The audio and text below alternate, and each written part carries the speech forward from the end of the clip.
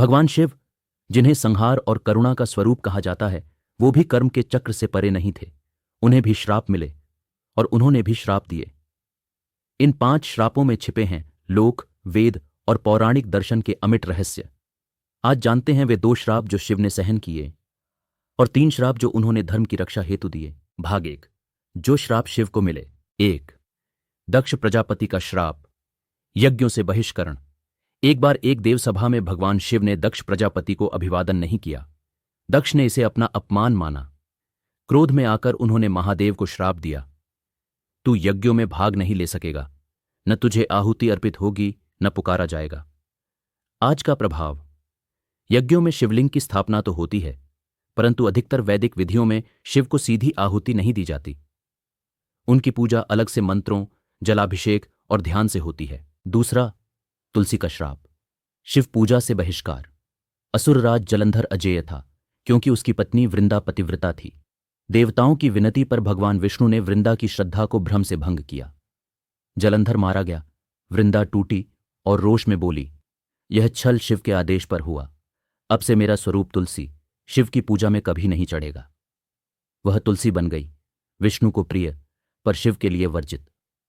आज का प्रभाव, आज भी तुलसी पत्र शिवलिंग पर नहीं चढ़ाया जाता। यह परंपरा उसी श्राप की याद है जहां एक स्त्री की पीड़ा पूजा से विरक्ति बन गई। भाग 2, जो श्राप शिव ने दिए। 1, ब्रह्मा जी को श्राप, पूजा से वंचना। एक बार ब्रह्मा और विष्णु में यह विवाद हुआ कि उनमें से कौन श्रेष्ठ है। तब शिव ने उन्हें परखने हेतु एक अनंत ज्योतिर्लिंग प्रकट किया। शर्त थी, जो इस ज्योति का आदि या अंत खोज लाएगा वही सर्वोच्च कहलाएगा। विष्णु ने हार स्वीकार की, लेकिन ब्रह्मा ने छल किया। केतकी के पुष्प को झूठा साक्षी बना लिया और कहा कि उन्होंने ज्योति का ऊपरी सिरा देख लिया है। शिव प्रकट हुए और क्रोधित होकर कहा, हे ब्रह्मा, तू सृष्टिकर्ता होकर भी अधर्म का साथ देता है। अब से तेरी पूजा इस लोक में कभी नहीं होगी। आज का प्रभाव, आज भी भारतवर्ष में ब्रह्मा जी के मंदिर अत्यंत दुर्लभ हैं और उनकी पूजा न के बराबर की जाती है। 2, केतकी पुष्प को निषेध। झूठ के साथ जाने का दंड केतकी ने ब्रह्मा का साथ दिया। वह जानती थी कि ब्रह्मा झूठ बोल रहे हैं, फिर भी उसने उनका समर्थन किया। तब शिव ने कहा, झूठ का साथ देने वाला, चाहे वह पुष्प ही क्यों ना हो, मेरी पूजा के योग्य नहीं। अब से तू मेरी उपासना में कभी नहीं चढ़ेगा। आज का प्रभाव, केतकी पुष्प शिवलिंग पर अर्पित नहीं किया जाता। यह परंपरा आज भी उत्तर और दक्षिण भारत दोनों में प्रचलित है। 3, पांडवों को श्राप, कलयुग में पुनर्जन्म। महाभारत युद्ध के पश्चात जब पांडवों को झात हुआ कि उनके पुत्रों की हत्या अश्वत्थामा ने शिव के वरदान स्वरूप खड्ग से की है, तो वे क्रोध में भरकर भगवान शिव से भिड़ने चल पड़े। यह अधर्म और अहंकार का प्रतीक था। शिव ने उन्हें युद्ध नहीं दिया, बल्कि श्राप दिया।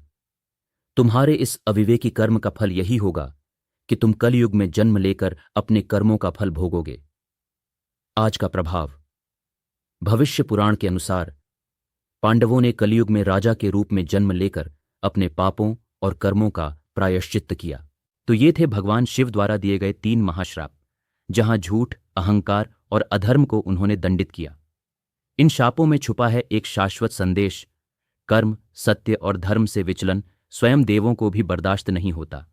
अब आप बताइए, इन तीनों में से कौन सा श्राप आपको सबसे अधिक चौंकाने वाला या न्याय संगत लगा? टिप्पणी में अवश्य लिखें। वीडियो पसंद आया हो तो इसे साझा करें और वेडवानी डेली चैनल को सब्सक्राइब करना न भूलें। ओम नमः शिवाय।